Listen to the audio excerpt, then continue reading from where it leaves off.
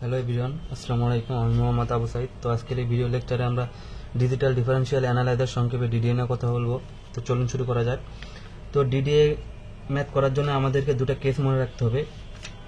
Case number A, যখন M less than 0, M কি ঢাল, ঢাল এম যদি একের থেকে ছোট হয় তাহলে M X equal X plus 1 আকারে বাড়বে, মানে এক্স এর মান প্লাস 1 আকারে বাড়বে, আর ওয়াই এর মান এম এর মান অনুসারে বাড়বে, মানে ওয়াই এর মান যে ঢালের আমরা যে মান পাবো সে অনুসারে বাড়বে। এবং কেস বি হলো এম গ্রেটার দ্যান 1, মানে ঢাল যদি একের থেকে বড় হয়, এম যদি একের থেকে বড় হয় তাহলে ওয়াই এর মান ওয়াই প্লাস 1 আকারে বাড়বে, আর X equal X plus 1/m আকারে বাড়বে, এক্স এর মান এক্স প্লাস 1/m আকারে বাড়বে। চলুন এখানে একটা ম্যাথ দেখি, ম্যাথ দেখলে আমরা জিনিসটা সহজে বুঝতে পারবো। Suppose we want to draw a line starting at pixel 2,3 and ending at pixel 12,8। এখানে দুটা বিন্দু দেওয়া আছে, স্টার্টিং পিক্সেল এবং এন্ডিং পিক্সেল। তো এখান থেকে আমরা আগে ঢাল বের করে নিব। তো এখানে এই যে এখানে আমি সলভ করছি, তো এখান থেকে আমরা আগে ঢাল বের করে নিব। ঢাল m ইকুয়াল কি y2 minus y1 divided by x2 minus x1।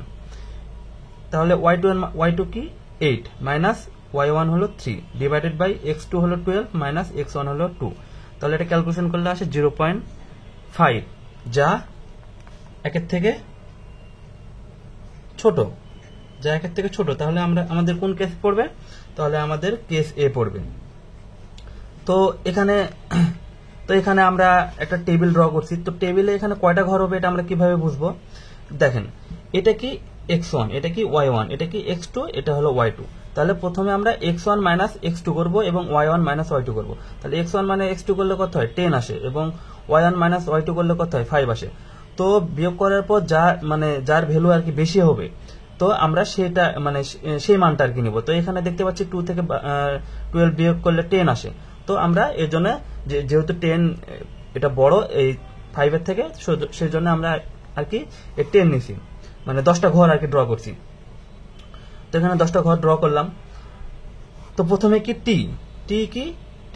টি কোথায় থেকে শুরু হবে? টি 0 থেকে 10 পর্যন্ত, মানে ওই যে আমরা যে বিয়োগ করার পর যে ভ্যালুটা পাইছি আর কি 10।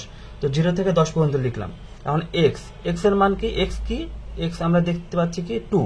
তাহলে 2, তাহলে আমরা কি জানি, যখন ঢাল একের থেকে ছোট হবে তখন কি হবে? এক্স এর মান, এই যে এখানে আমরা দেখছি এক্স এর মান এক্স প্লাস 1 আকারে বাড়বে। তাহলে এক্স প্লাস 1 আকারে বাড়বে। তাহলে 2 থেকে শুরু হয়েছে, এক্স এর মান 2 থেকে শুরু হয়েছে, তাহলে প্লাস 1 আকারে। তাহলে 2 এর পর 3 থেকে 4, মানে প্লাস 1 আকারে। 4 এর পর 5 6 7 8 9 10 11 12 পর্যন্ত হয়েছে। আর ওয়াই এর মানটা কি হবে? আমরা জানি কি এম, মানে ঢালের মান অনুসারে বাড়বে। তো ঢালের মান কত পাইছি? 0.5। তাহলে ওয়াই এর মান 0.5 আকারে বাড়বে। তাহলে 3.5, ওয়াই এর মান শুরু হয়েছে 3 থেকে, তাহলে 3.5 4 4.5 5 5.5 6 6.5 7 7.5 8। তারপর আমরা কি করছি? আর অফ এক্স এবং আর অফ ওয়াই, এটা কি সেলিং রেট।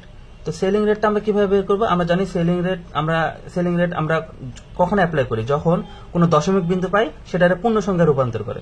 তো আমরা যখন আর অফ এক্স বের করতেছি তখন এক্স এর ঘরে আমরা তাকাবো, এক্স এর ঘরে দেখতেছি কোনো দশমিক বিন্দু নাই, তো যা আছে সেটাই লিখলাম। তারপর আমরা আর অফ ওয়াই যখন বের করবো তখন ওয়াই এর ঘরে তাকাবো। তো আমরা এখানে দেখতে পাচ্ছি যে দশমিক বিন্দু আছে। তো দশমিক বিন্দু সেলিং মানে কি উপরের, মানে ম্যাক্সিমাম ভ্যালুটা আর কি হবে আর কি। তো এখানে 3.5 এর ম্যাক্সিমাম কি 4, তাহলে 4 যেটা পূর্ণ সংখ্যা আছে সেটা পূর্ণ সংখ্যায় বসে গেছে। 4.5টা কি হবে? 5 হয়ে যাবে। 5 এ আছে 5.5 কি হবে? 6 হয়ে যাবে। তো এভাবে আর কি আমরা ম্যাথটা সলভ করব। So thank you, please subscribe my channel. আল্লাহ হাফেজ।